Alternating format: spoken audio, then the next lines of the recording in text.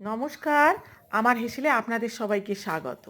আজকে আমি তৈরি করব নিরামিষ সুইট পটেটোর টিকিয়া।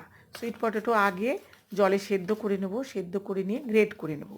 গ্রেট করা আলুটা এবারে মেখে নেব। কী দিয়ে মাখছি দেখুন, কাঁচা লঙ্কা, ধনেপাতা, নুন, চিনি, চিলি ফ্লেক্স, গোলমরিচ আর ভাজা বাদাম গুঁড়ো করা, তিল আর 2-3 চামচ সাবু গুঁড়ো করা দিয়ে ওটা চটকে মেখে নেবো। মেখে নিয়ে এবার হাতে একটু তেল দিয়ে এবার টিকিয়ার আকারে আমি গড়ে নিচ্ছি।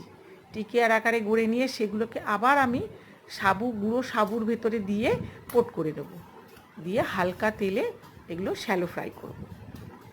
উপোসের দিনে এগুলো বা নিরামিষের দিনে এগুলো করে খেয়ে দেখবেন, সন্ধেবেলা চায়ের সাথে খুব টেস্টি লাগে। দেখুন আমি কিভাবে করছি, এইভাবে আমি শ্যালো ফ্রাই করে নিচ্ছি। এবারে আমি একটু খেয়ে দেখি কেমন হয়েছে।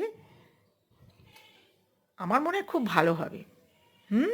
টেস্টি। ভালো লাগলে একটা লাইক করে দেবেন।